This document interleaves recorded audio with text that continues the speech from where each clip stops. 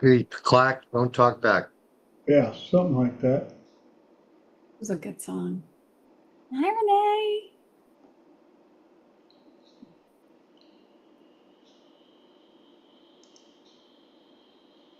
There. I always have to check because make sure that it's muted. But that means we are live right now, 6 o'clock in Texas time for Talk Time with TJ Triple T, number 240. We officially hit the 240s. Holy smokehouse, as Papa used to say. Well, thank you Exciting. so much, everybody, for Congratulations. showing up. I appreciate it. My name is TJ Zebel. I call myself a professional problem solver, which I always follow up with, no, I don't know everything. I just have a unique way of asking questions to help people find the solutions they're looking for. And if I don't have the answer, I've got plenty of people in my tribe that I can call on. And if they don't have the answer, I do know how to use the internet. And I'm actually pretty good at it. We are, as I said, live. We're also on YouTube. So I could say, hi, Mom, up in Minnesota. And to the rest of you YouTubers, I appreciate you showing up every week. If you would do me a big favor, though, that doesn't cost you anything other than a little time to do some clickety-clacks, I'd appreciate it if you would click the subscribe button and ring the bell so that you know when we're back on the air. Hit some likes and leave some comments. I'd really appreciate it. It's not for me, it just kind of helps the channel out a little bit. And also, if you find anything that you think could be a benefit to somebody else, please share it. It's not for my benefit, it's just we like to help people. And while you're on the internet, do me a favor, swing by my website at www.thetSWB.com. TheTallSkinnyWhiteBoy.com is what it stands for. Been the tall, skinny white boy since way before the internet. So if you find anything else for TSWB that is not me, don't click on it. I don't know what it is. I have nothing to do with it. I am the tall, skinny white boy. I am he and he is I and all the above. But on my website, you will find a list of some of the stuff that I get the privilege of helping people with, such as depression, anxiety, phobias, PTSD, grief. I get to work with athletes from beginner all the way up to pro level for corporate coaching, relationship challenges. Still working with a lot of people out there with relationship challenges. So if you know anybody, have them get a hold of me. I do offer a free 30-minute consultation. That's right, no charge to you. Chance for us to chit-chat, see what kind of challenges you're up against. And after 30 minutes or so, if I feel like we're a good fit, I'll let you know. But I promise you, if I feel that I'm not a good fit for you, I will let you know, because I don't want to waste our time and your money. And I will do my best to find one of my colleagues or somebody that can help you with the challenges that you're up against. Got that done. Now, time to introduce the tie of the week. And this week, shout out to viewer Dave, who was kind enough to send me a tie. So we got a whole new collection, new addition to the tie. For those of you that are into the labs, yeah. That's awesome. Thank you, Dave. And if anybody else finds a tie that you want highlighted on Triple T, as long as it's not too crazy or as long as it's appropriate, I have to, it just dawned on me, yeah, there might be something I sent that I can't post on here, but anyhow, I'd appreciate it. Thank you again, Dave, for thinking about me. Also, if this is your first time joining us or the first time watching the recording, I'll give you a quick rundown of how it works. It's a 2-hour show. First hour, I do my best to get through 3 topics that I've picked for the evening.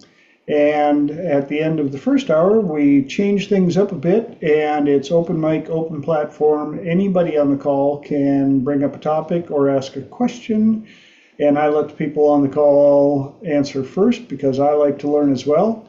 And and after everybody's answered, if I feel there's still something that I can add to the conversation, that's when I toss in my 2 centavos. So those of you on the call, start thinking about your hour number 2 questions and topics. I'd appreciate it. But we also have a little thing that we do here every week. We start the show off with asking people, what's something cool that happened since the last time we were here that you would like to share with the group? Who's got something cool? Yes, Mark. Well, a bunch of cool stuff happened this week, and some of it didn't start out so cool, but an old client came back to see me, and haven't seen her in 2 years, and she was just so happy. She said, "I'm so happy I'm back. I missed you." She was so bubbly. I was like, and she's had a hard road, and but it was so nice to see, where she's gone, and and as far as I know, she's back to stay. So she tried a few other practitioners, and she said, "Yeah, none of them were as good as you." Good answer. So, yeah, she was giving me all kinds of. We also have based on my recommendation, a fellow acquaintance of mine. Shout out to Daniel. He is probably working right now, but he has Triple T on in the background, and he, he's one of your watchers. So he said he's stealth. So, he's trying to, stay in the weeds, but shout out to Daniel. Thank you, Daniel. Good news. Every week he's, a stealth listener.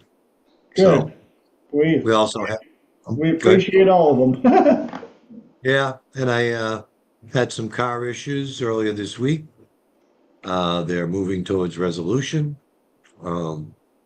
Had both of our main rides. Again, I used all my superpowers, and they seem to be resolving in my favor. So, I can cure a rainy day some days. Awesome. So a lot of good things as the week has progressed, and I, again, I was a little stressed out by it, and I don't get stressed out. I don't do stress, but it just seemed like a series of unfortunate events, seemed to coalesce, but I rose above them. Right on. There you go. Happy for you, brother. Thank you. And Lenora, you had your hand up for a little bit. I did. Just good stuff happening. I am back home, and I am now back on Triple T, which is very exciting, which is much more consistent. So thank you all for your awesome messages and your support. And I hope everybody's doing great. I realized today that there is 1,000% uncertainty going on in my life. And I actually was like, I could do this. I can keep going with the flow, because there was a lot that was uncertain. So it was a nice little aha to have realized.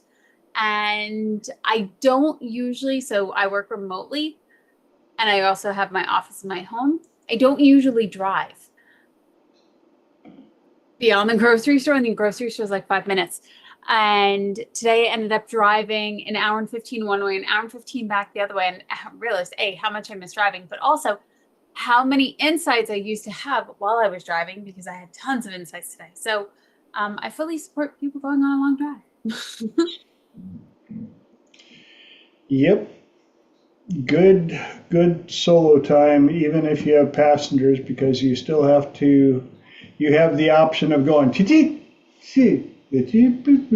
I'm on driving. So, good stuff. Anybody else got anything they want to share? And if everybody wants to join me, we're going to collectively send a whole bunch of positive healing energies to our lovely Miss Holly, whose voice is taking she says a little shot, but she's hoping it'll wake up. So sending you good stuff, Holly.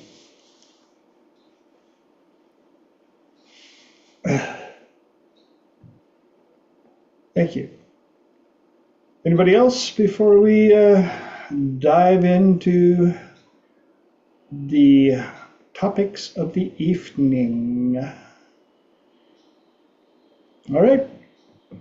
Well, tonight's topics are staying, dumpster, and convenience. Getting right into it, staying. And as you guys know, if you've been around Triple T, Planet TJ for a while, you know that I get most of my topics are from my client work, usually for the same day. It works out that way. It's interesting. I'll have ahas all throughout the week. Tuesday comes,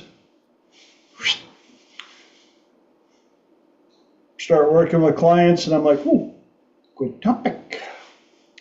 And so, starting it off, staying, and this is about the concept of staying too long. When do you know you're staying too long? Whether it be a job or a relationship or the party or all the above. I think we've all been in that situation where things have changed. And you're sitting there debating, is it time to go? Kind of like that song, should I stay or should I go now? Should I stay or should I go now? If I go, there will be trouble. And if I stay, it will be double. And with the amount of clients that I've worked with, and in my life as well, I think we've all had that situation where we stayed and it turned into double.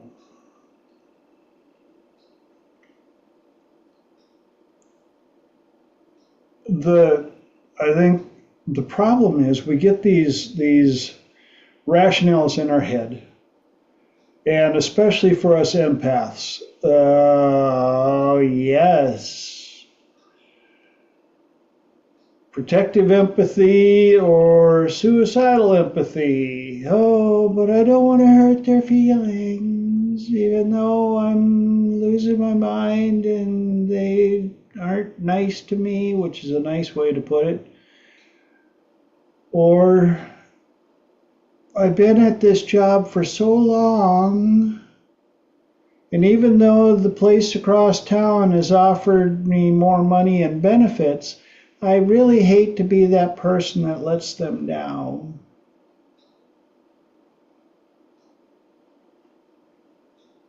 And what happens a month later? They let you go, or you find out that this person whose feelings you didn't want to hurt has skipped town with somebody else. And you're like, what? And I think part of it, especially for those of us that have been through it, even if you were ready to walk,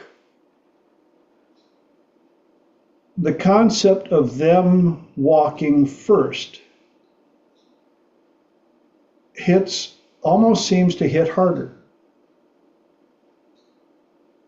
And I think that's part of what also creates I almost envy the people that found their person in high school and everything's been peachy keen. You're like, wow.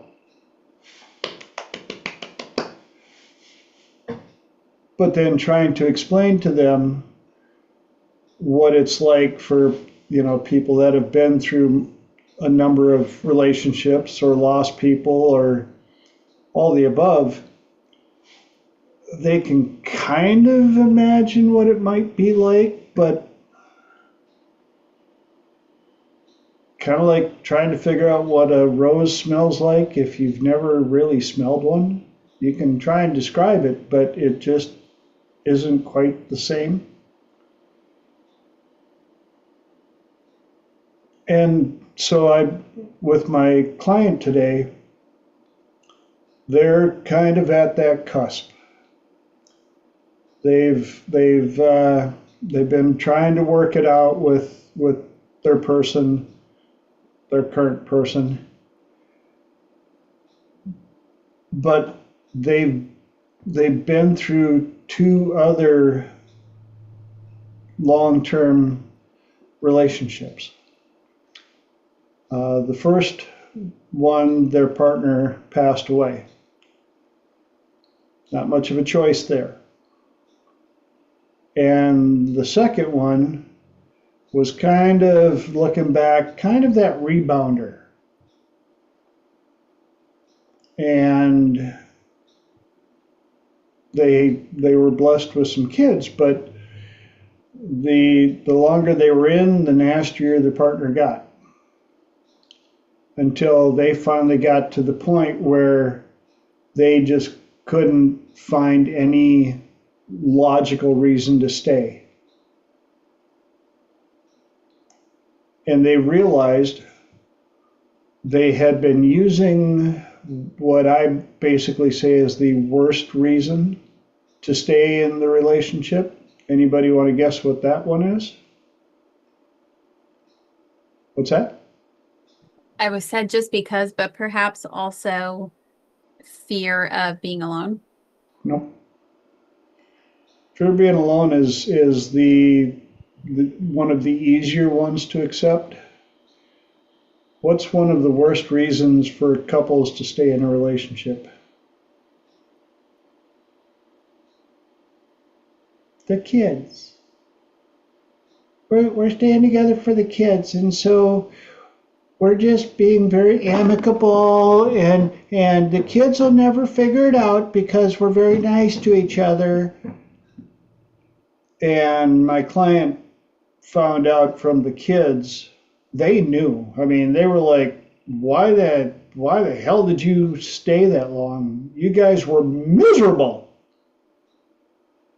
How'd you know? I mean, we didn't show it. Duh. You think we couldn't tell that you guys, the looks that you guys gave each other? I think we joked about this a couple of triple T's back about the only sex they were having was hall sex, where they met each other in the hall and said, F you. The kids, no.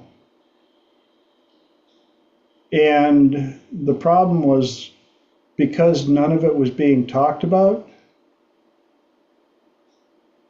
2 of the kids thought that they were the reason for the issue. And the one that didn't, ironically, blamed one of the other kids. You messed it up. That's why they didn't work it out.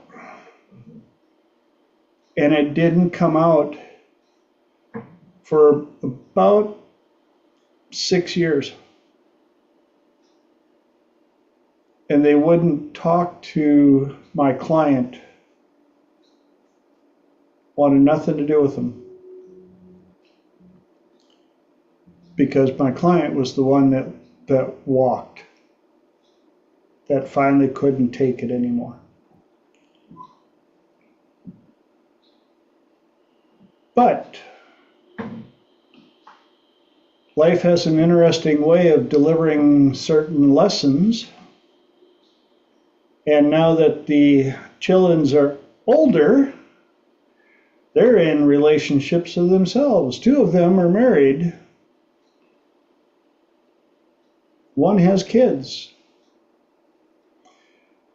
Interesting how they're like, how in the world did you do it? How did you put up with it? How did you? And because of the work my client and I have been able to accomplish, they've seen the change. The kids have seen the change and have come around. And it made it even clearer because the ex has not changed.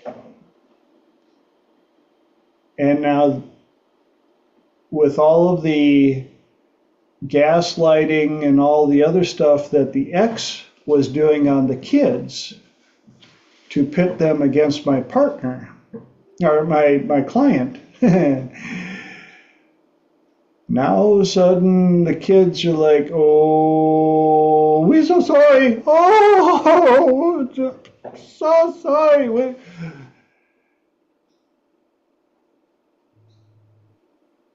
But now they're asking questions about how did you know when it was time to go?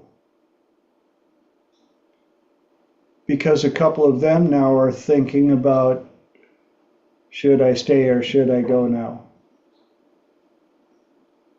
And my client said they got to spend an hour and a half with one of their kids, and all they heard coming out of their mouth was all the things that I taught my client.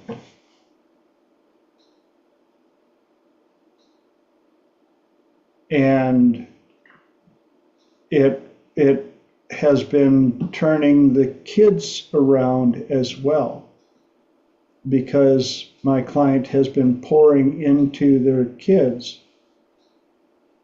all the stuff that they learned through their journey with me. And I don't say that to brag. I say it because this stuff works, but my client put the work in, like big time. The stuff that I pulled them through, I'm so proud of them. It's crazy. Mark. Yeah, I had a couple of, there's a term, it's in fact been adopted by lawyers. It's called parental alienation syndrome. It's when one person in the relationship, biases the children, tries to involve them in the adult relationship and tries to bias them against the partner, their other side. If one partner tries to buys the kid a bike. Oh, that bike's awful. That's terrible. I'll get you a good bike. They never do, but they're always trying to undermine any kind of relationship, to the point where, the partner that has the kids can really bias them, and it, to the point where the kid is in that environment, so he drinks the Kool-Aid and he thinks that that other parent is until they grow up a little bit, mature a little bit, and then sometimes they figure it out that they've been, that all this propaganda, again, was just made up. Mm-hmm. But as far as staying too long, again, people can tell me I'm full of hot air, but I tend to believe that women tend to stay too long in relationships sometimes. Yes. They marry somebody they think is the one, but the person that they marry or are with, they start doing things the one wouldn't do, and they stop romancing and taking them on adventures, and they stop doing all the things that made the other person fall in love with them. And they fail all their tests, and every test they fail, that estimation of, when they first got married, they were there, they were the one. But every time they do stuff that this guy wouldn't do, their estimation of, um, their assessment of whether or not their partner is the one goes down a little bit until it gets down to about, again, ballpark, like a 2 or 3. And then they spend another 6 months to a year testing to see if there's anything left. Yes. If that other person is still in there, that person I fell in love with, and then they, after that 6 month, really, they test to see if there's anything left. Then they kind of drop the bomb. I want a divorce. Yep. And they've already, because it's when they've totally given up hope that the person they married is the one. So what I've found over the course of doing this is when they get to that point, then the other partner, totally unaware that anything was wrong, they all of a sudden they want to fix it. And it's like, they come to me and I'm like, hey, have you got a time machine? Yeah. Because if you do, I'm going to borrow it. But because you'd have to go back years and stop failing that person's tests. Okay. Yeah.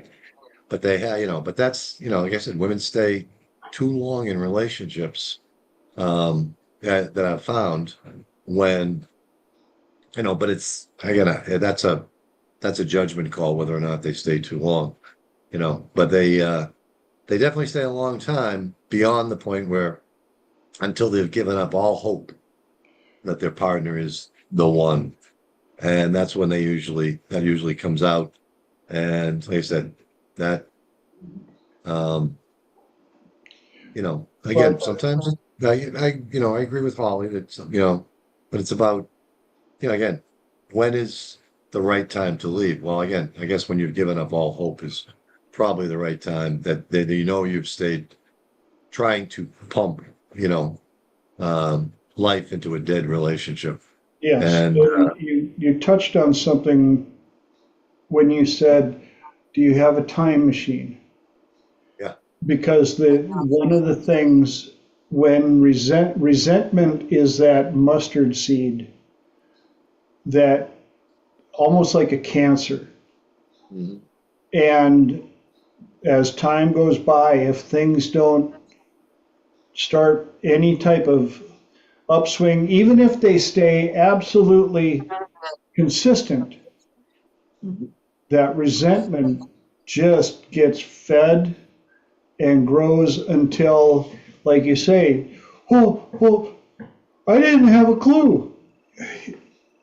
Yeah, they rewrite. Yeah, the women rewrite their entire history with their partner, with their, they, they have to turn them into a totally bad guy so they can, divorce them and take him to the cleaners. But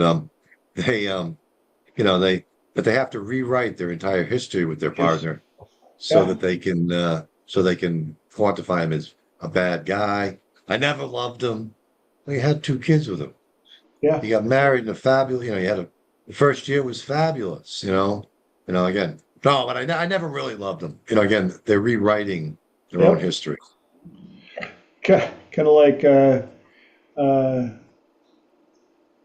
I can't think of his last name now. Jerry. She got the gold mine, and I got the shaft. was the song. I'll never forget the good times we had because I'm reminded every month when I pay the child support. But I think that those are even harder when they're not bad, they're just not present. The they're a decent person, but you're just roommates. I, I've told people that I've been involved in a number of divorces, Mhm. and the first one was my best friend's parents got divorced when I was 12. I mean, I was over at their house all the time. They were just as much parents. In fact, uh, the dad, was still. I was over there all the time. He was my other dad. But when they got divorced, I didn't get included in the divorce, and I didn't think about it until much later that it really really hurt me to watch my other family split up, and nobody cared that I lost my mom because she moved away. And so my buddy and his brother would of course bounce back and forth her place and their place by where I lived. I didn't get to go. I hardly ever saw her from that point on. And unfortunately, she passed away before I graduated. And so that was my first one. And then my parents got divorced when I was 28. And then I got engaged when I was, uh, I got engaged when I was 25, and the engagement ring did a full on Jekyll and Hyde on her. And I did the best that I could until I just couldn't take it anymore. And um, so I just was like, here, you can keep the couch, you can keep the table, you can keep this, you can keep that, because we were living together. And so that was basically the third divorce that I went through without, that wasn't on paper. So I think that's part of why it's so easy for me to feel empathy for these people that go through this stuff. And I've been through a couple of relationships in my time, saying I waited till I was 53 to get married for the first time, officially. Mark. And so many squirrels ran me over just now. I was just like, well, I'm coming up on my next month on my 44th wedding anniversary. And I just found who one was perfect for me, TJ, and because I ain't easy, but she lets me get away with a lot of stuff, and I but that movie, George Clooney and Catherine Zeta-Jones, Irreconcilable Differences. I Uh-huh. said they quote that, like I said, but we're all different, we're all, and again, if you I was watching the 700 Club one night, and this therapist was on. She was talking about the love tanks, and you got to keep the love tanks full, because when the love tanks are full, all your little peccadillos, those idiosyncratic, individual to you, Yep. weird little behaviors that you do, are seen through the love tanks as cute. Oh, that's just TJ. That's why I love him so. It's just what makes him special. That's when the love tanks are full.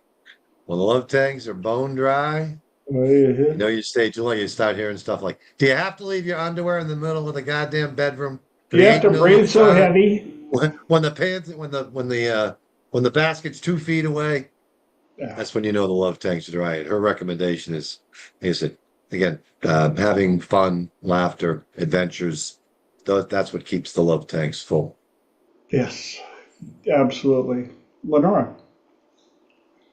I just wanted to say that men are very patient. There are plenty of times where women are patient too. Men are especially patient. I just got a reel about like what's a woman's worst fear, and hers was getting attacked by a shark. So that's why she doesn't go in the ocean. And the man's worst fear was saying, when there's an emergency and I tell you to get in the car, my worst fear is that you're going to ask me why, and then we're going to die. And he goes on for like 2 minutes, and it was hysterically accurate. So when you were just adding in some quirks and features about women and what it's like to be married to a woman, some of them are spot on. I mean, women are not always easy, men are not always easy, but that's what makes it fun and interesting. So that's all. And if we correlate this alongside jobs, not quite as hard to switch jobs, all the above, but I know people that have stayed at a job, that soul sucking job. I can't stand to go. I just dread. Oh, Monday, Sunday night. They're dreading it. They're like, oh my gosh, I gotta go to work again Monday morning. Oh. And you ask them, well, why? Why are you? Well, what else am I gonna do? I don't know.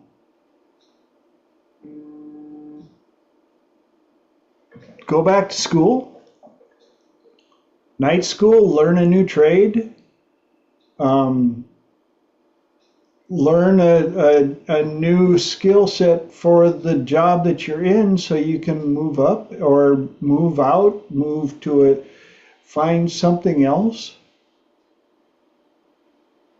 But you'll watch these people that will stay, and you almost it.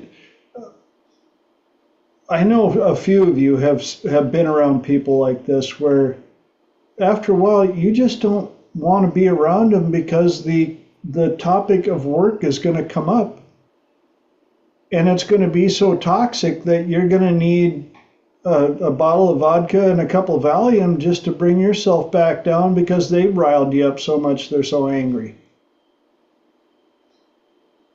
And by the way, love you, Mom. I'm so sorry for some of the phone calls that I made when I was in those jobs.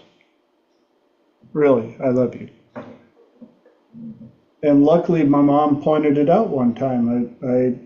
She goes, I'm glad that you aren't working there anymore. And I was like, yeah. She goes, because you would call me up and you were so angry at that place that it was hard to talk to you. That was a wake-up call. Why did I stay so long?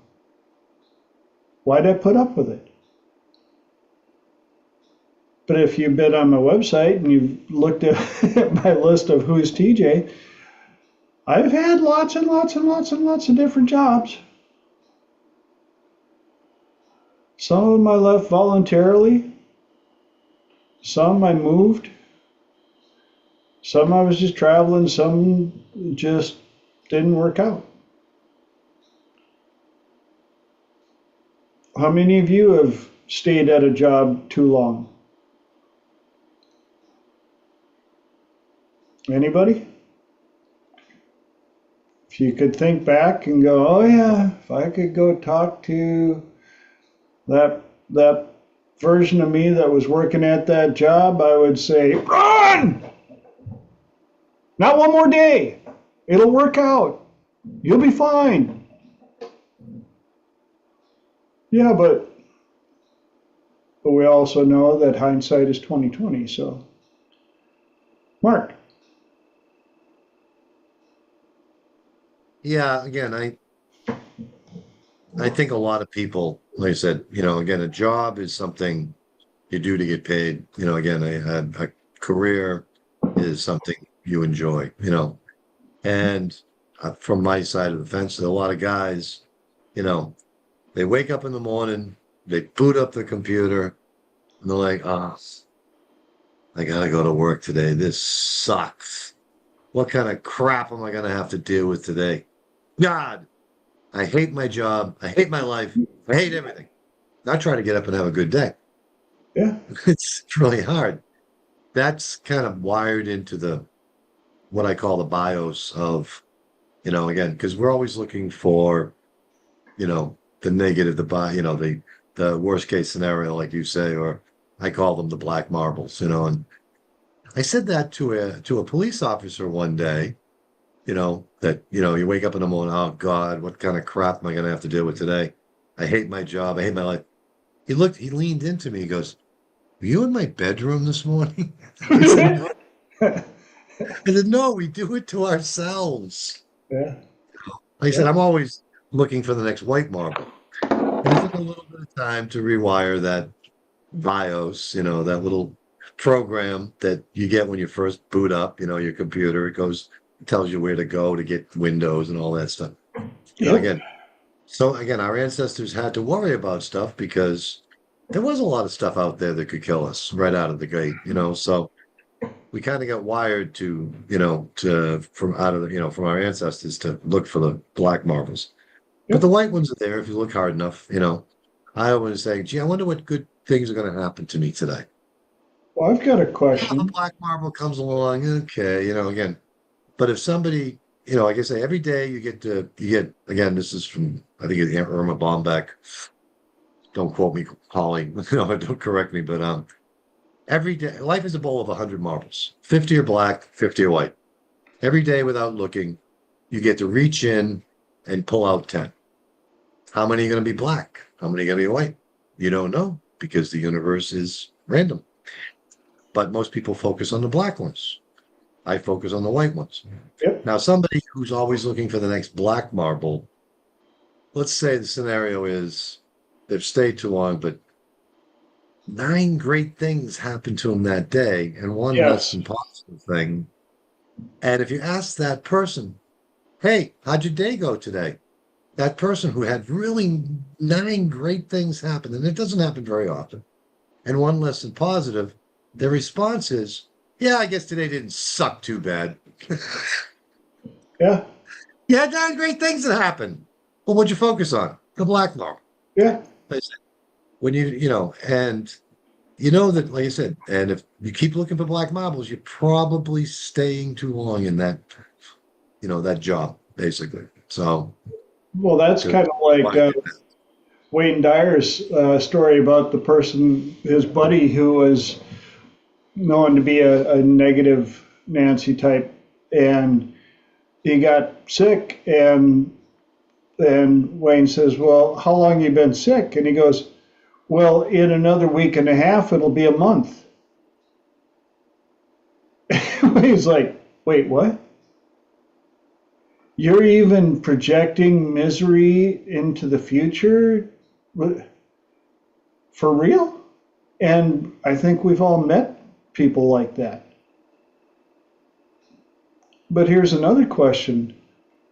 How many of us have been in a job and been reluctant to go look for another one or get another one, and oh my gosh, the universe finally was like, look, I've been trying to make it uncomfortable long enough. You're obviously not getting the clue, so I'm gonna have them drop you. You're gonna be axed. And you're like, oh, and then all of a sudden you find that next job that they had lined up for you, and you're like, oh, I can't believe that I've that I stayed at that other one for so long. I wish I wish I would have started working here a year ago.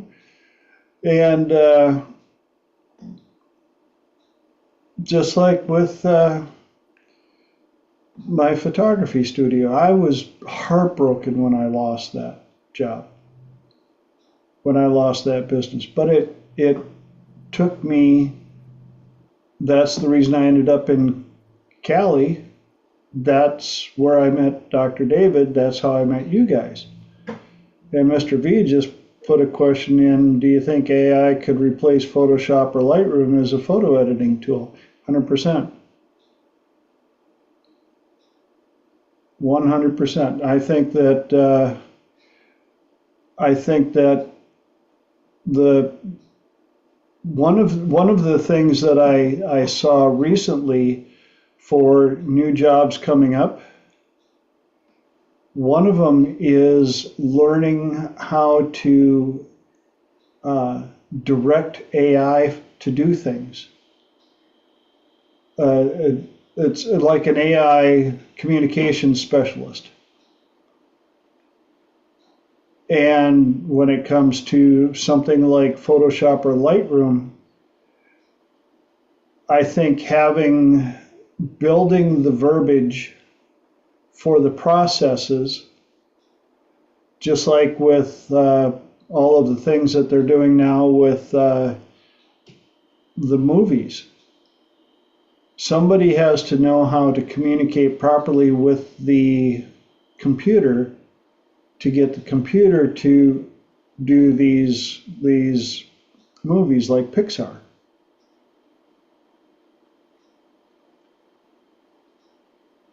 Mark, you got your hand up. One brief thing. When I go through the drive-through, and it's not very often, and I have a moment to talk to the person there, the young person usually, I say, "Do you like your job?" And they're like, "No." Well, I said, you have to be telling yourself every moment you're at work, I'm better than this. I'm better than this. I'm better than this. And that hopefully will light the fire. You realize, that you are better than this, and and you need to move on, and Yeah. because you stay too long. So that's usually what I ask the young people in the drive-through. Well, and I'll follow it up with no, and I'm like, so if you weren't doing this, what would you be doing instead? I don't know. What are you doing to improve yourself to be ready, to be more hireable, to be more marketable? Uh, well, what do you do when you get off work? Well, I go home and I play video games. Okay, are you planning on getting paid to play video games? They do that? You got a lot of competition. You're going to have to really stand out. So if you hate your job that much, and I've been there, you're going to have to either be more marketable or you're going to have to search wider. Mike. Sorry, I was scroll typing. No, that's okay. Squirrels need messages too. I know, I mean, to the rest of kind of what I'm going to be saying, my perspective is I believe that there's a scale of self-regulation. I think the higher you are on that scale, the more confidence and self-assurance you'll have that you will not be settling in a place where you are not being kicked and not being, where it's not in a healthy environment. The lower you are in the scale, you're more on a survival level. This is to stay and do just the basics. And I'm sure you see people that are like that. The people who are self-regulated are the ones who are excelling and have the ability to write their own ticket anywhere they want Yeah. because they're excelling, management, dependable, all that other stuff. So then, so that's phase one. The second phase is my squirrel conversation is how large or small is your world in reality? for the individual in the drive-through where, oh, I don't know what I'm doing. I just go home and I play my game. And I talk to my people on the game, and we talk about how our lives aren't so good, but well, and then we play the game. I mean, that's a small world. Yeah. Yep. You don't really have the ability to be able to stand up and look above the other people's shoulders to see what your options are. And so that's my 2.5 cents. Well, and I think you touched on something very important right there. The size of the world. I grew up in a town. When I left my hometown, population was 187 people. And so if you had a job there and you didn't like it, there wasn't a whole lot of other options available to you. You're like, the rest of them are kind of taken. And that's also part of why I had a number of different jobs. Some of them were seasonal. You didn't have a choice. Winter came, job over until That's fair. late spring. What's that? Yeah. One of the things is in a small town, people can see the individuals that are self-regulated and really doing well, and the others that are just mailing it in, just getting the paycheck, just okay, I'm going to get back to my game, So, and that in itself will filter out, the characteristics of those Yeah, individuals, in my opinion. that's one advantage of living in a large city, like when I lived in San Diego. The idea of people like, well, there isn't any work around here. I'm like, for real? There's signs everywhere. In fact, when we moved here to Dallas, there were signs hiring if you show up.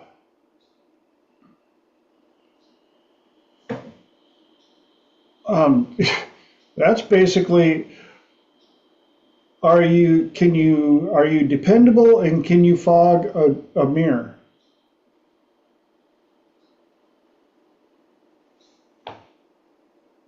But then you go into those places and unfortunately you see who shows up. Fog a mirror? Kinda. Dependable?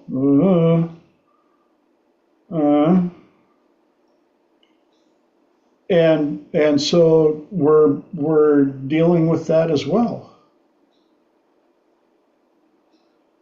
And I'm kind of hearing the same thing about, bouncing back to the other part of our topic here. Now I notice we got 7 minutes left and we're still on the first topic.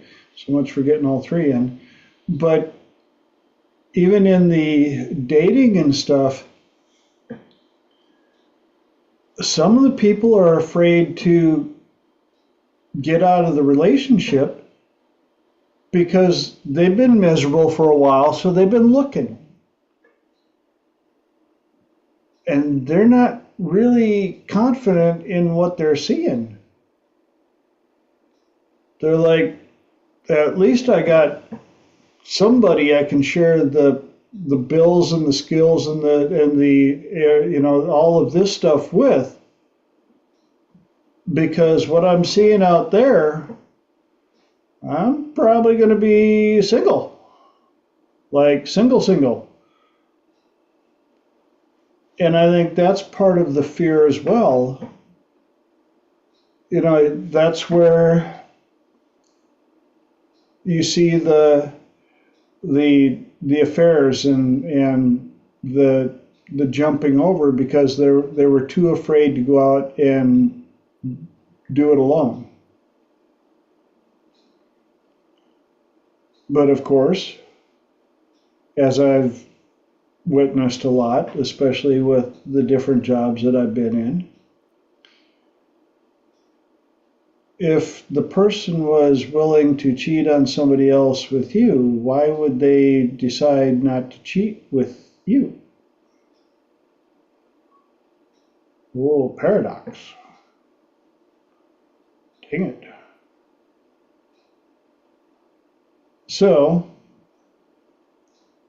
it also works the same with jobs, doesn't it? You see the people that get tempted by another job, so they jump ship, but they don't really fit into the job because they were going after something the other job didn't offer, but they didn't understand why the other job didn't offer it. Well, the other place pays more. Well, the other place pays more because they demand more and they need more skill sets and they demand weird hours or something like that. So that also depends on the exit plan, on how you go about it. I've watched people absolutely torch the bridge upon exiting. Burn the ships! We're not going back. Oh my gosh, this is a bad island. Where are the ships? Well, we burned them. Well, I want to go back. This place sucks.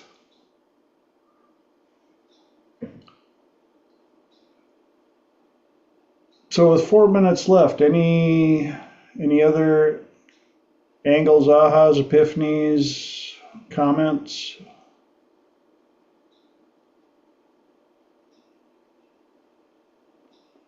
Yes, no, maybe so.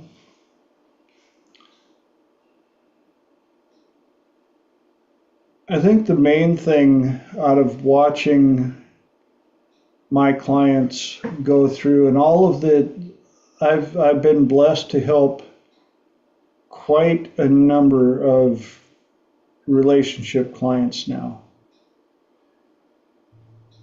And ironically, one thing that a number of them found,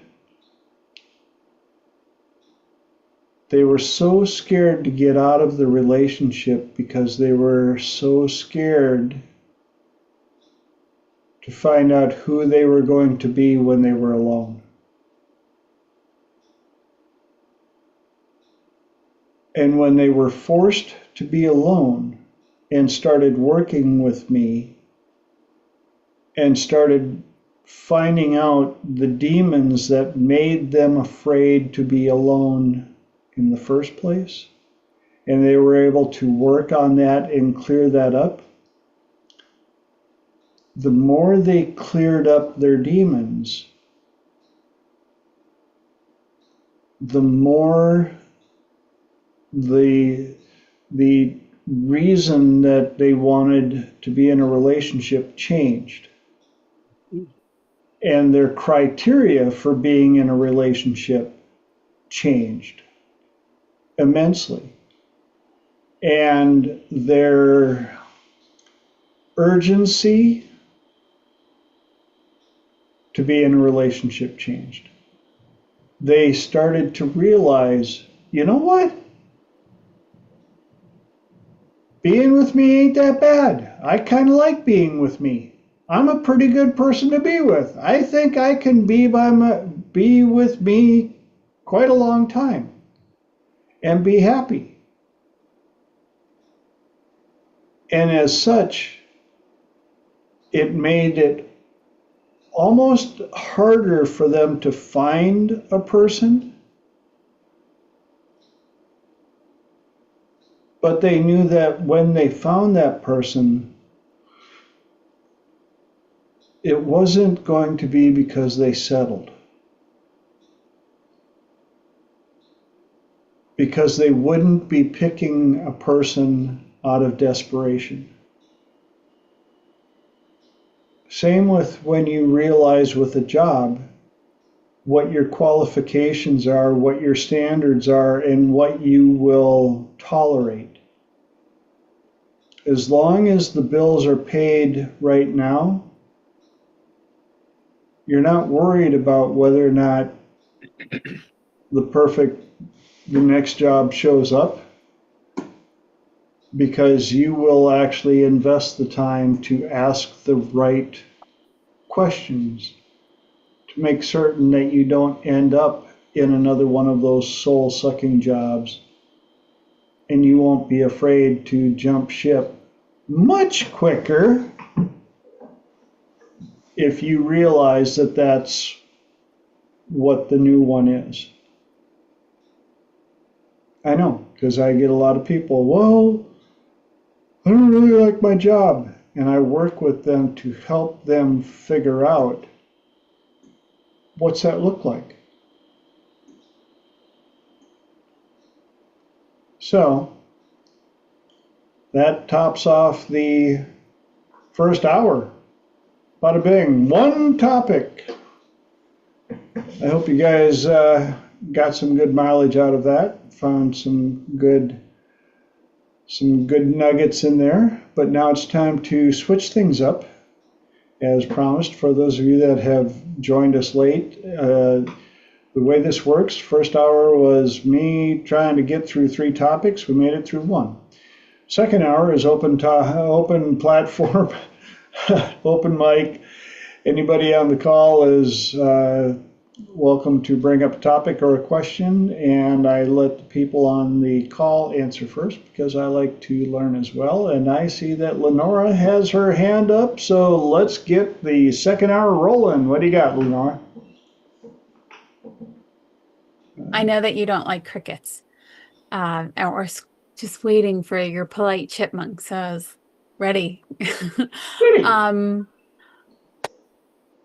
2 questions. My first is, what were the names of the other topics? I feel like we don't have carryover sometimes, and so then I'm always so curious as like, what were the other topics? The other topics were dumpster and convenience. Oh. Well, those are very significant and very drastic ones. Yes. Okay. Quick side note for people who talk about squirrels. I had said a long, long time ago, like, I have a squirrel stuffed animal somewhere in this house. So my husband loves squirrels, and we're the kind that feed the squirrels. And could not find it. Yes, you and I are very different, DJ. Yeah. Could not find this stuffed animal squirrel, and we have like Christmas ornaments that are squirrels and stuff like that. And finally, I was cleaning a closet, and not somehow, it's likely me. Somehow he got stuffed in the closet, but I found them. So here is the, in my head, Triple T mascot, or the mascot of Tuesday nights. So we have search and rescued him, and he's safe now. He's been in here for about 15 years. Back on board. My question to you all is actually quite a shift in gears, because I was curious as to how people, when our loved ones are going through their, what people would call their final stages, when our loved ones are experiencing, whether it's a disease or something where we know that their end is coming to an end much sooner than we anticipated. The question was, what have you learned going through those experiences, and what would you like to share about those experiences? I know a couple of summers ago, my godmother had passed at the end of this month, and I didn't get to actually talk with her. I didn't get to actually like say goodbye. My last hug to her was March of that year, and then she was gone by August. So it was a very, very short window of time. So I was curious to know what other people's experiences were, and what would you share to somebody else who was going through that experience with their loved one? Ooh, great question. Who's got an answer? Anybody?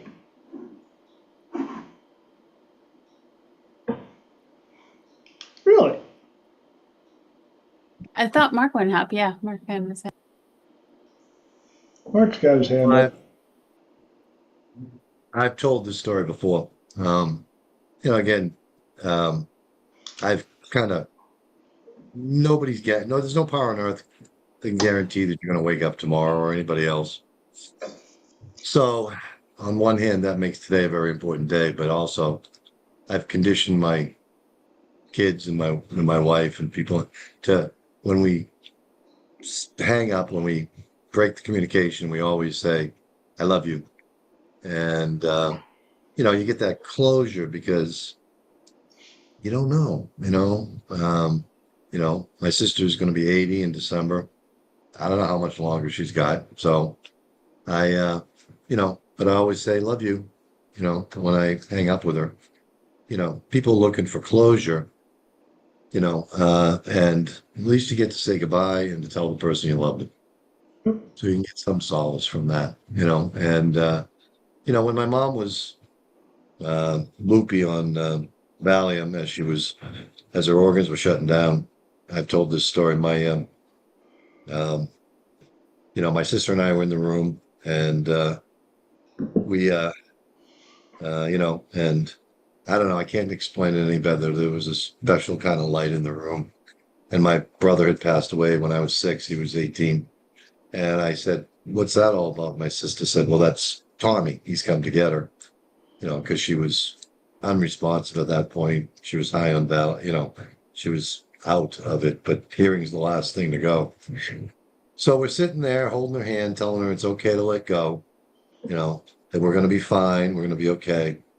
And then a random thought occurred to me because my father had passed away a few years earlier, and their relationship was if she said jump, he'd say how high.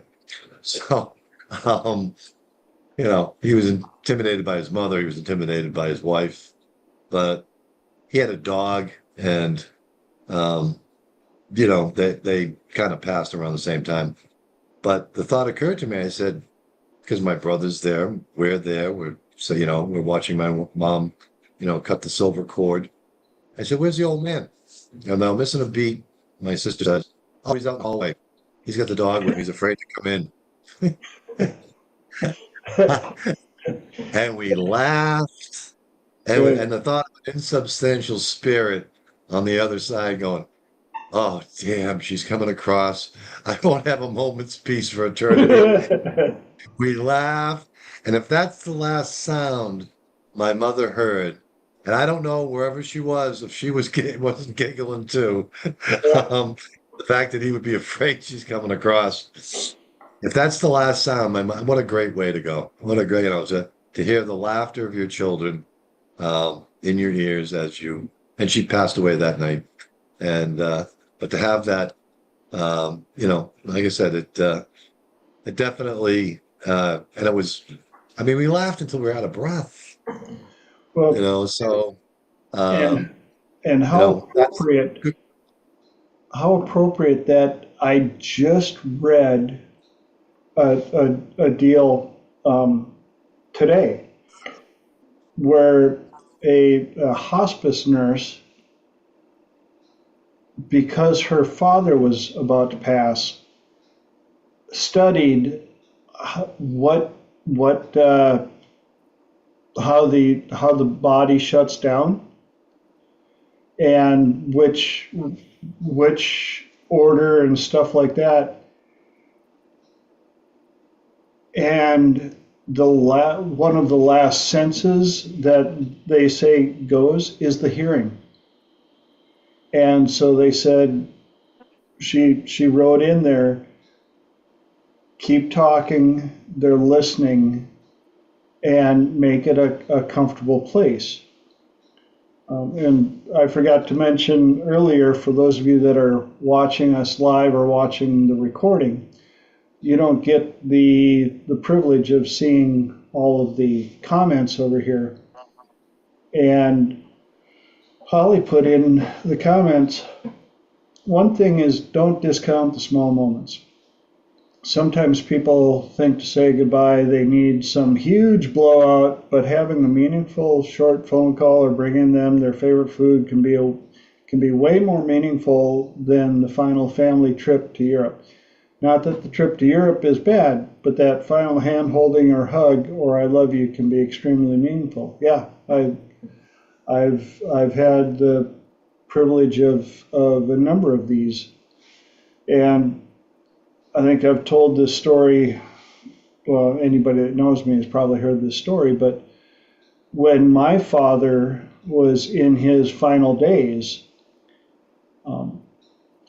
my sister, I was there, came out, flew from San Diego to see him, and I knew it was going to be the last time I got to see him alive. And my sister drove from Green Bay, and she was out in the hallway crying, refused to come in the room. And finally, I walked out while she was crying, and I said, what are you crying about?" And of course, she gives me this look like, "Duh, don't be a jerk. You know why I'm crying." And I said, "You're crying because you think you know how little time Papa has left. When are you going to start crying for me?" And she was like, "What?" I said, "When are you going to start crying for me?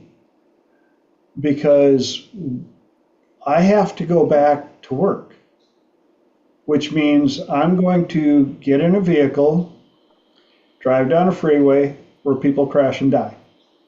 Then I'm going to get on an airplane that you refuse to get on because airplanes crash and people die.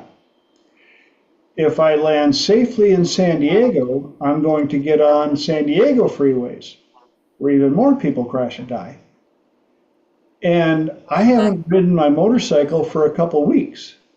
So when I get home, I'm going to get on my motorcycle and go for a cruise, which is even more dangerous than the car. So I could actually probably be dead before Papa. But you're not crying for me because you think you know how little time he has left, and you think I have a whole lot of time left. Here's the deal. You don't know. So while you've got a chance, go in that room and stop looking at his body, which is failing. The spirit inside of him, his mind is still there. He's still sharp in there. Go and talk to his spirit. Don't focus on the body. Talk about the old, bring up some funny stories, get them laughing when it's been proven. When people are laughing and giggling, they don't feel pain. I've told this story before about a Christian comedian who was struggling and got a call, and they said, "Can you do a 3-night show?"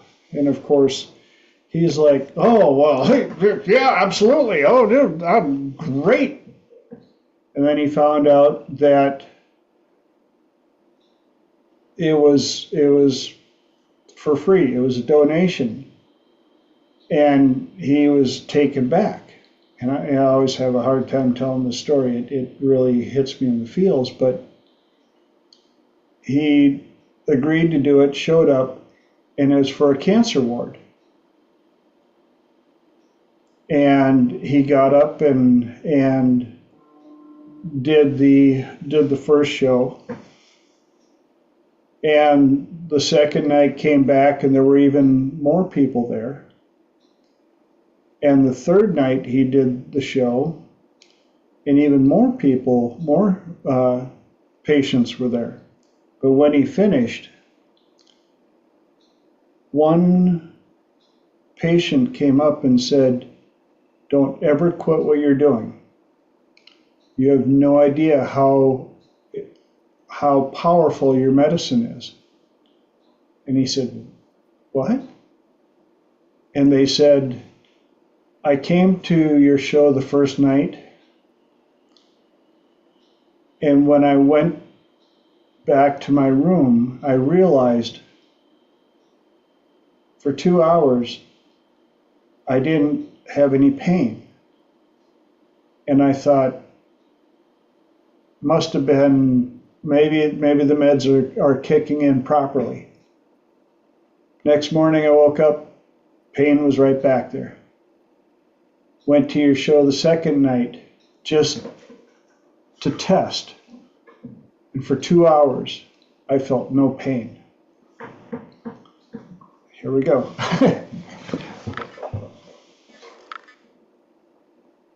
So I came back the third night, 2 hours, pain-free. Don't ever quit. He tells a story just like I do. But he said from that point on, he has always donated his shows and his time to those cancer wards.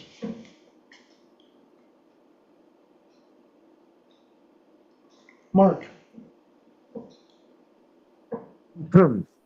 Well, Reader's Digest used to have a little section, and it was called "Laughter is the Best Medicine." Yep. Again, dealing with grief, dealing with loss,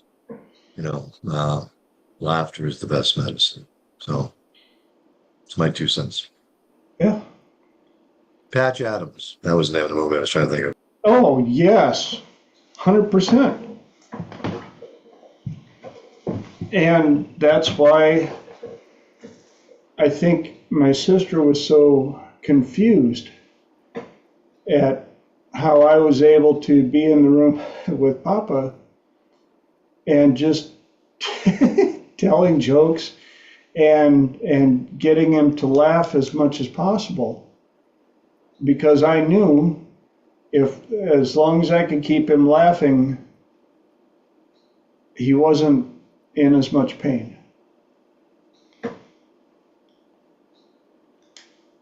Lenora. I love that. The second I heard you say the second night they came back, I was like, I know exactly what story he's Oh, yeah. telling. It's such a great story. There's so many different insights people have, especially if it's, an aunt or a sister or a brother passing versus a parent passing and versus a parent that you had a good relationship with.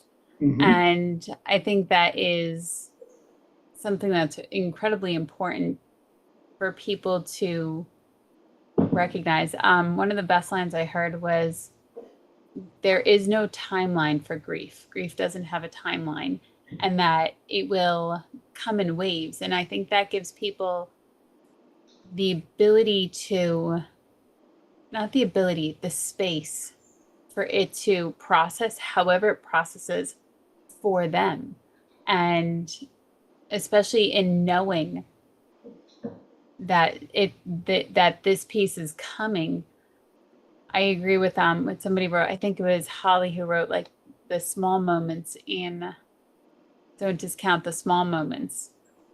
And I think those are really, really precious. And I can't decide if I was in the position, would I want to know somebody's leaving or would I not want to know? Because there is beauty in knowing, and there's also beauty in not knowing. There is pain in knowing, and there's also pain in not knowing. So it really is very open in what it means and how people experience it. I think all really have are the moments. That is very true, Mark. The moments, yeah, and the captures of how we experienced those moments together. There was one more piece that I was going to say. There is a book, and I believe it's called Signs. And I have to pull up who it is by. And I've heard excellent things about this book, and I actually have yet to read it for myself, but I've now talked about it 3 times in the last week. So clearly, this is the next book that is coming into my life. And, paying attention to the signs, especially when you hear things, I know some people on here will listen to Dolores Cannon, and the research, especially her research, and I think it's Dr. Michael Newton's research. And on the other side, what they say is, we wish you weren't grieving so much because we're talking to you and we're right here, and you can't experience us because you're thinking that we're not right here. And there have been quite a few conversations that I've walked people through where their loved one has passed on, but they're able to now have a stronger connection and a stronger perception and feeling of them, because they were able to move through this grief process and recognize that they were actually not making stuff up. They were experiencing that person and how they were sending signs to them in their own way. So I think it's very, very interesting. And it most definitely is an experience for everyone when that happens. And I'll talk about it after Mark. Mark. I was going to say, I heard a recent story in the last 6 months about this family. They lost their only son tragically. But mom had a whole bunch of voice messages from him that she hadn't deleted. And what she did was program the AI to have conversations with her dead son. Whoa. On a daily basis. I think that's very wrong, basically, again, because, she's denying that, she's in denial. She's stuck in denial that her dead son is gone, because she gets to talk to him every afternoon. And I think it was the husband is like, what do I do? It was like out on a forum or something. And it's just like, boy, that's a big one. I have no idea what you should do. Again, yeah, she's unwilling to give up those afternoon conversations with her dead son. Yep. So she can't grieve. Yeah. And wow, talk about AI creating new challenges. One of the things that I don't know if I've shared here, but before, I've had 3 close friends call me out of the blue, and had a great conversation, extended conversation. And it kind of freaks me out now, because we had extended conversations, said we love you at the end. 2 of them, that wasn't the norm. And those were my last conversations with them. And a mutual friend of 4 of my friends who have passed has been the person to call me up to let me know. And he's one of my classmates. And when I saw him at our reunion, I'm like, dude, we need to just call and say, you know what? Nobody died today. Sun came up. Everything's good. How are things with you? Because the last time he called, I saw the caller ID, and my heart sank. And I answered, and I said, please tell me something good. And he said, well, I wish I could.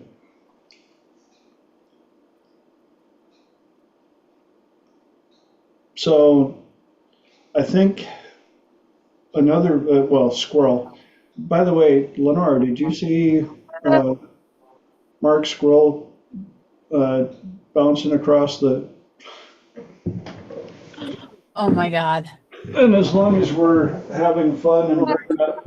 That's hysterical.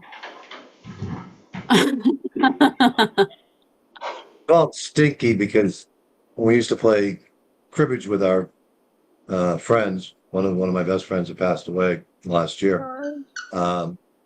If we skunked them, they got the award.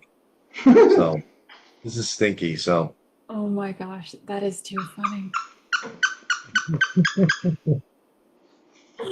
Oh. I do want to, I want to put out, I don't necessarily know if there's a right way or a wrong way for people to process, and it's most certainly not for me to judge.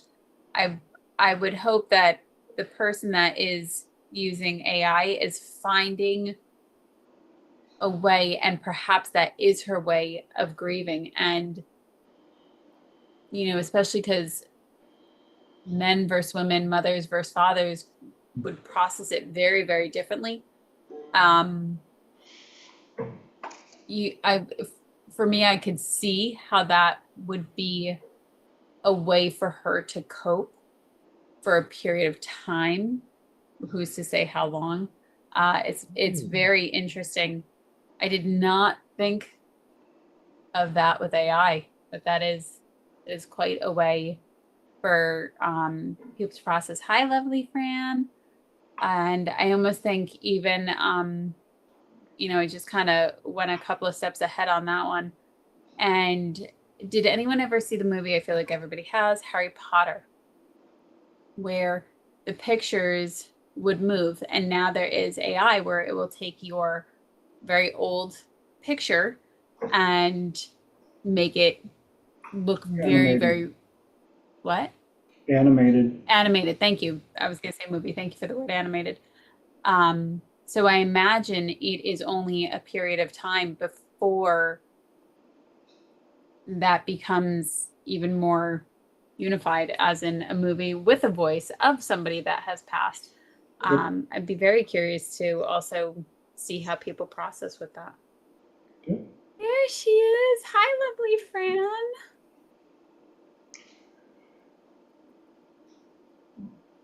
One of the things when I'm working with clients, because I work with clients on grief as well, one question that I like to ask them is, if I could contact the person that you're grieving over and ask them, how long would it be appropriate for you to grieve for them to feel honored? How long might that be? And it's interesting because I can see the gears running in their head, and most of them be like, well, they wouldn't want me to they wouldn't want me to hurt, very long. I said, let that sink in. You can miss them. You can miss their presence. It doesn't make you love them any less. But the difference between grief and missing somebody is very energetic, and grief can be very hard on a person, physically, mentally, and physically. And so, again, I'll ask you, if I could talk to your loved one that you are grieving over, how long would they want you to beat yourself up, to be in pain, to hurt, for them to feel properly loved? And that's typically my first step to helping them get back to living while they're still alive. Any ahas, epiphanies, comments on that? Lenora. I love that quote. Not a quote, excuse me. I love that question. And especially in, I want to say, like, in my head, it's the chair, but it's not chair. It's just having a conversation with that person and going through the process of having that conversation with them once they passed. I believe I think TJ actually walked me through one time many years ago. I had a colleague and a friend commit suicide, and I was just completely shocked by it. And I think that was a process that you had walked me through, TJ, or something similar to it. And it wasn't how long is the process, it wasn't the grief, like how long is appropriate time to grieve, but it was a conversation that I remember feeling this massive relief afterwards. And to have those conversations, whether with the person that is alive, can be very helpful, but also when they pass can be extraordinarily helpful too. And one of the processes that we have in our industry to help people with that also is 3-chair. Oh, it is 3-chair. Okay. Yep. And allowing people to have a conversation with them, especially in the unfortunate situation of suicide. Health issues, accidents, things of that nature. You're like, they didn't really choose it. Even health issues, you can say, well, they didn't take care of their body and da da da da da. Whereas suicide, there's still, even if they leave a letter, there's still so many unanswered questions. And so I've walked a number of clients through that process of 3-chair. And the reason I do 3-chair instead of asking one-on-one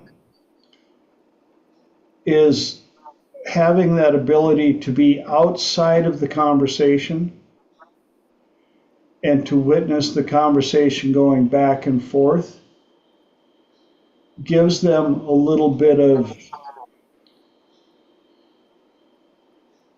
I don't know, protection, I guess, an additional form of padding, but it also allows them to see from the outside how much they're hurting and what the other person went through, and they can see it from the outside instead of judging when you're having a direct conversation. And Fran put in the comments, including the guilt feelings of what more could I have done so that the suicide didn't happen. Big time. Big time. And that's all part of unanswered questions. Lenora. I just wanted to share with Fran. I know she didn't get to hear the initial question. And I think, I personally think, Fran, you have beautiful amount of knowledge on this question that I had asked. It was for someone who is going through the process of losing a loved one. They know that their loved one's time is coming to an end. If you've ever experienced it, what helped also, what do you share with your clients who are going through that experience to help them through that piece and that part of life? Mm-hmm. Yep, been there, done that.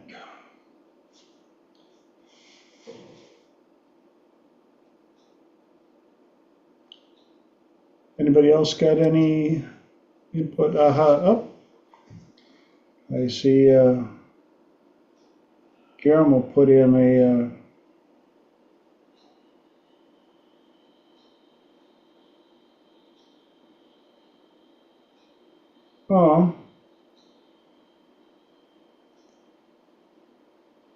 Guillermo, is it okay if I share this with the people watching live?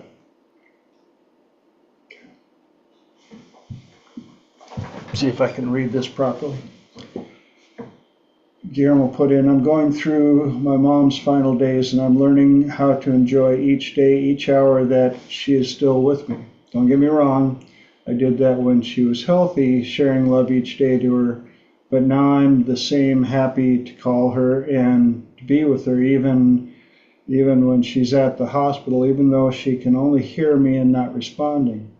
But I know she's happy that I'm with her on her final days of life. She teaches me how to be a better person every day, even today. I want to share that we are so fragile as humans, but we get so busy with life that we forget that we are missing the precious moments to enjoy life just a little slower. Be the best and give the best is what I'm happy to share with you guys. My mom is loved to the fullest by me, and I'm celebrating her life. To stay positive all the times, even though sometimes I cry, because I know soon she will no longer be with me in this world.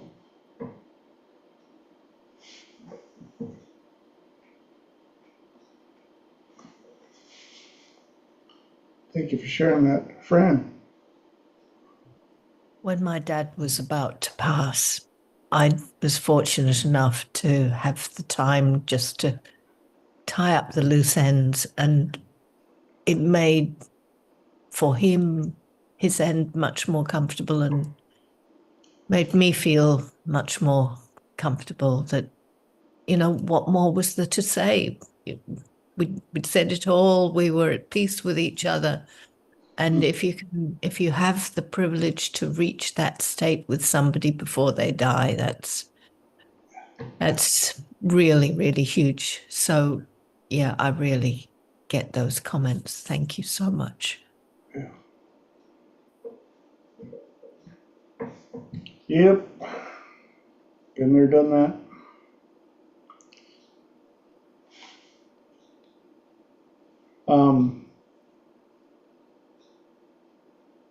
I'm going to throw this out there too. I think everybody's a little, well, not everybody, it's a big word. I've actually, I've got 90% of my funeral stuff done. My service is paid for. I've already started ordering the headstone. I've got my obituary written up. I've got the music picked out. I've got the pallbearers picked out. People are like, wow, what? I'm like, at some point, this body's gonna move on. And I'm pushing my mom as well. Mom, not anytime soon. Dude. But we're going to have all that paperwork done. And part of mine is, I put right in there, I don't want funeral music. I picked out my own music. I look at the Irish and I'm like, they got it figured out, man. Let's party, let's have some fun, tell some funny stories, and I tell you, I'm about ready to do a video. In this day and age, why not? Mine's going to be like, hey, you, stop crying. I'm still around. I'm still going to be bugging you. I'm going to be the bird on the windowsill. Next time you wash your car, I'm going to poop on it. Just to let you know I'm still around. But I want that done so that the people left behind don't have to do it.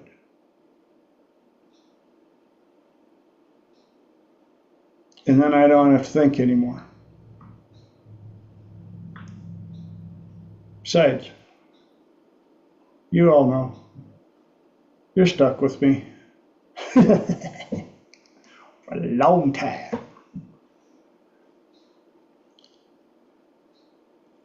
And Mr. V put in, If you've experienced watching a loved one die, the spirit, perhaps their spirit, prepares the mindset beginning to see some goodness to their ending.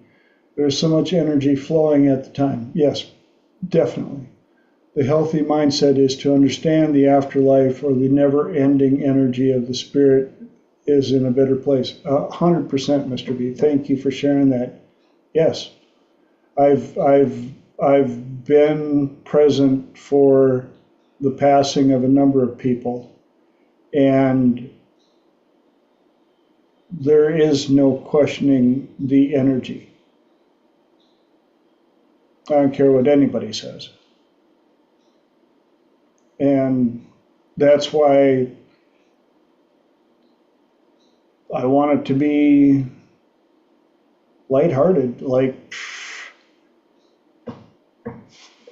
this thing right here, this is temporary.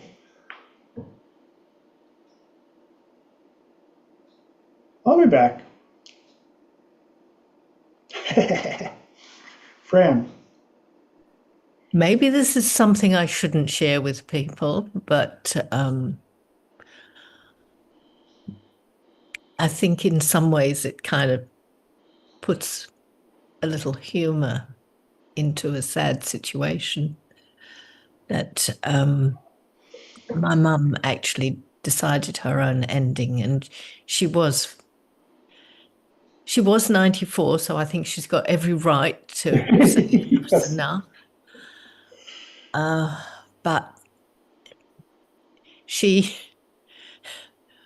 I knew this was going to happen, and I was staying at her house. And that was really hard, just waiting. But I thought, oh, maybe I should just hold her hand while she falls asleep. She told me to bugger off. Leave her alone, give her some peace and space. So she was doing it her way, and that was it. And it was the right time. So, it may sound inappropriate to some people, but her choice, and I honor that. And in many ways, it was a real, oh God, here I go. It was a real privilege. She brought me into the world. I was with her when she left. And Awesome. it was an honor. It was tough, but it was an honor. Yeah.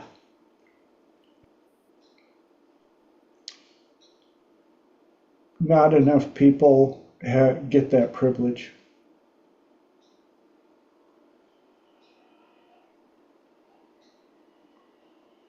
And I look at these amazing hospice workers, and I'm in awe. I am way too, as you can tell, just telling stories. I'm the rock. Not quite. And so I have massive respect for what they do. I know I couldn't do it. I've heard dying doulas say that witnessing a good death is even better than witnessing a good birth. Yeah. Yep. Yeah, my mom was there when my pops passed, and I can't. He went very cool. We'll just put it that way. He good story. So, well, we picked a good topic for lighthearted, happy work, but it's all part of this experience we're having here on this rock. Mr. B put in the reality. It's not our time. Keep living and continue to learn. That's our purpose. Hospice workers have been blessed and tooled with the love from upstairs. Amen. Yep. A lot of things I'm called to do and that I'm good at. I don't see that on my top 100, so bless them. Oh, you're welcome, Mike.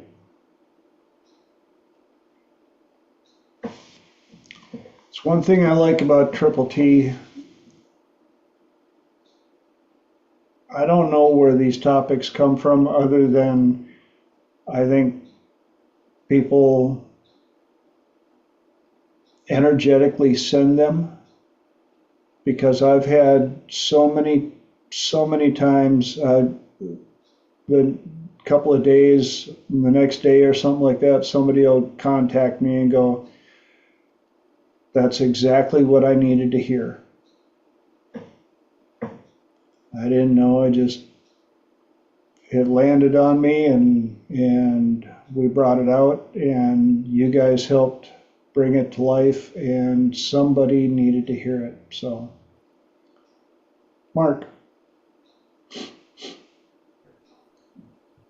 Excuse me. I had a question I wanted to throw into the mix, and it kind of cuts across the topic earlier of, staying too long. And where does deservingness factor in, not only to a job, a career, a relationship? Where does deserving, and I'm sure, like I said, again, I think, especially this group, again, they deserve the chance to say goodbye to a loved one, because of all the good work we do. But, like I said, with all we discussed tonight, where does deservingness factor in? Again, like I said, do we stay in a job too long because we don't think we deserve better, or in a relationship because we don't think we deserve better, or like I said, or when we're saying, when someone is, if we get to say goodbye again, do we deserve that? So I think this group, because of what we do, I think we all deserve to be able to do that. We deserve to be able to, say, fare thee well to loved ones before they pass. But like I said, the question is, where does deservingness fit into that? Like everybody's input. Good question. Who's got an answer for him? Fran. I don't think deservingness has anything to do with it, I'm afraid. That we get what we get and we just have to roll with the flow. And sometimes we get better than we hope for, expect, or deserve, and sometimes we don't. And that's maybe the blessing and the curse of our existence. That we certainly get variety. Yes. Yeah. Good answer. Lenora.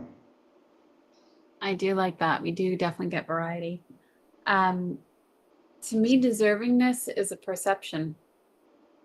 It is also an identity, as in, do I believe I deserve this? Do I believe I don't deserve this?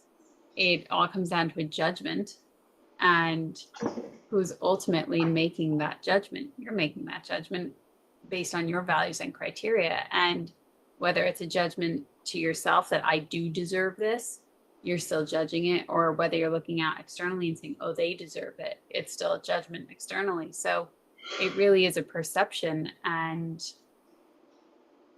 we are the ultimate meaning maker, constantly making meaning of the experience. And because you can easily say, oh, they got that because they're a bad person. Well, that's a judgment.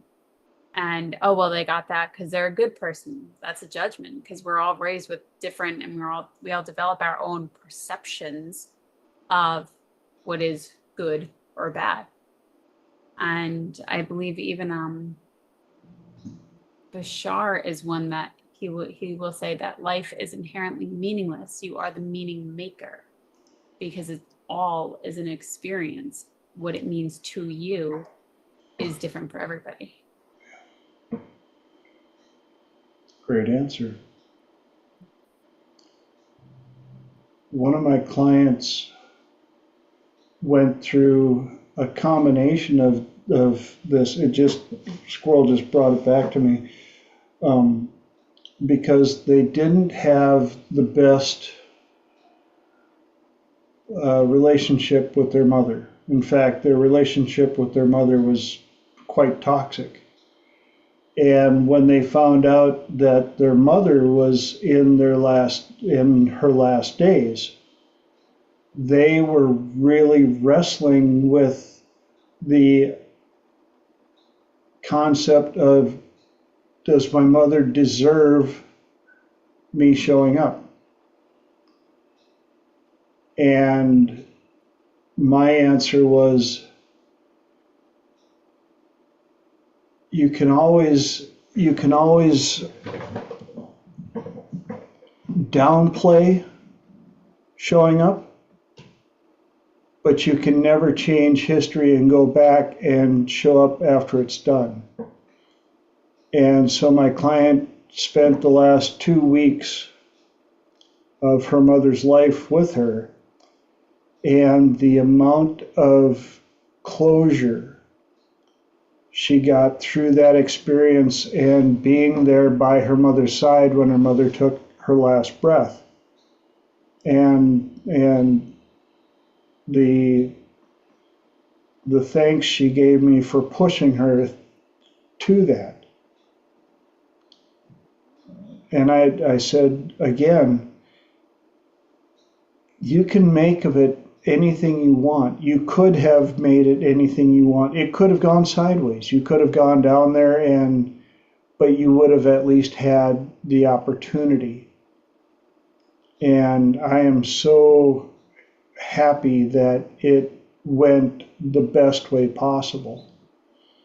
So that's another part of realizing that if you have the opportunity, days are short. You think you know how much time you've got left. You think you may know how much time they may not have left. Do it exactly what you're supposed to. Fran. You're exactly right. If you don't take the opportunity, even if it goes really badly, it's, you've done it. Yes. You've taken every opportunity. There's nothing left of what only, if only, maybe I could have. And like you say, even if it went badly, you've still healed an awful lot of yourself. Yeah. Even if it creates more frustration, you've done everything you could. And so you are as clean as you can be. Yes. Yep. The coulda, shoulda, wouldas are a lot less than if you had not gone. Holly put in the comments, if you're thinking about deservingness, get your conscious mind out of the way. Put your hand over your heart and ask your heart and gut what's the right thing to do, and trust whatever answer your heart and gut give you. Yes, great answer, Holly. And for those of you that are new to Triple T and all the above, I teach this quite often, the three brain of the gray matter, heart brain, and gut brain. And I will literally have people who are up against hard questions. They're like, oh my gosh, well, I don't know if I should do this or I should do that. And I said, well, have you asked three brains? Well, no. I said, then your ego is typically the one that's coming up with the answer. It'll interview the other brains, and then it'll decide, it'll tell you whatever it wants.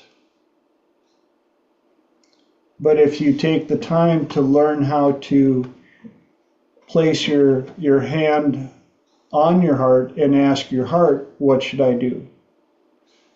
Place your hand on your gut and ask your gut, what should I do? Place your hand on your head and ask the same question.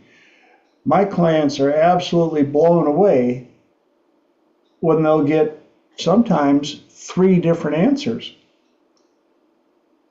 And they're like, what's that all about? I went, because your ego is like the 10-year-old running the show. You go into the cereal aisle and you're like, I wonder what cereal I want to have.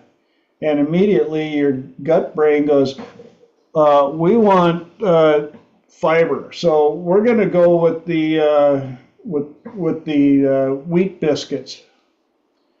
And the heart goes, no, Grandma used to give us Fruit Loops. That's what I want, because I want to remember Grandma while I'm having breakfast. And then the other part of your brain, your subconscious, goes, I just saw this really cool ad for Wheaties, and the athlete was hot and in great shape, so we want Wheaties. And then the 10-year-old goes,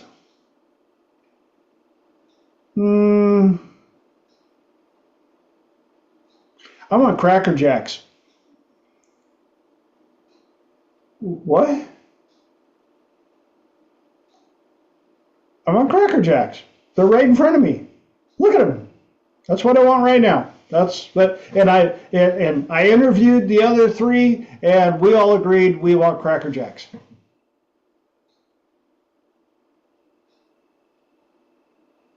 And more times than not, when my clients start doing that work, they're like, oh my gosh, yes, the 10-year-old was running the show and they were making decisions that the other 3 were like,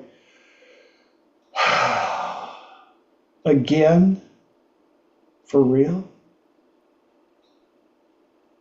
Fran. I think that's so interesting, and I'm going to drag everyone into the gutter in a minute. So if you pay attention to different parts of your body, they all have an opinion, Yes. including your liver, including your bones, including your feet. And I mean, we have all heard people say about a guy, he was thinking with his dick. And it's not just guys. So be aware that your body will give you its opinion if you ask for it, and just listen. And it's really interesting to understand the difference, like you were pointing out, TJ, of what parts think what, and just negotiating with them all and hearing all their points of view, because they have them. Yeah. Yeah.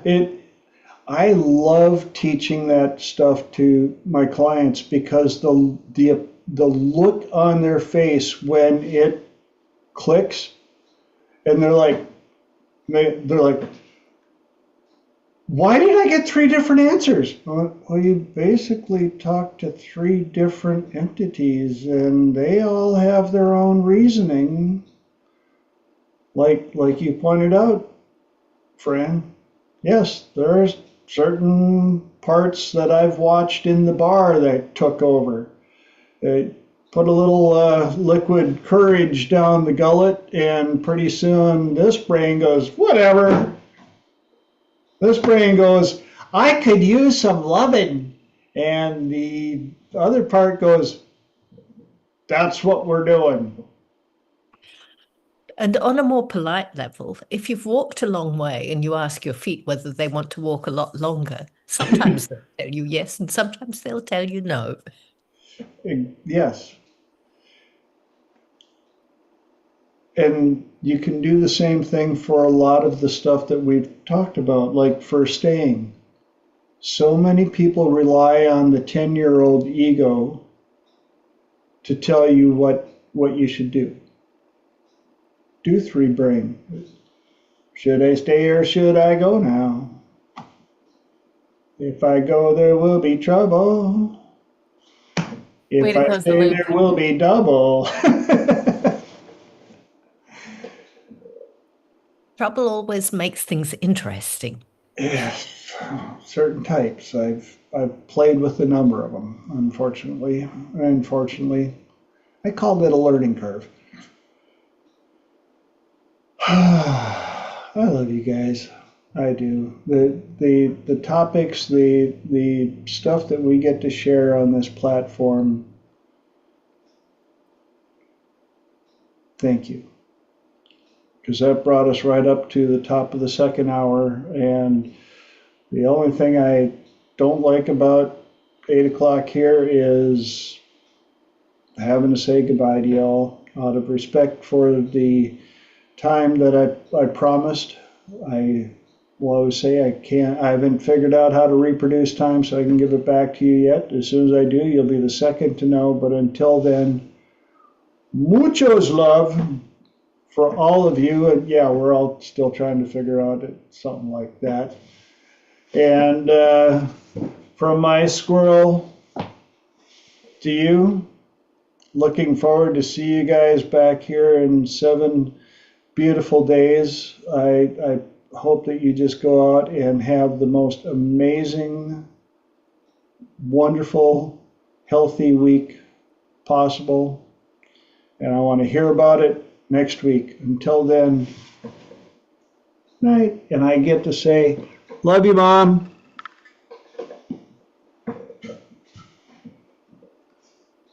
Bye.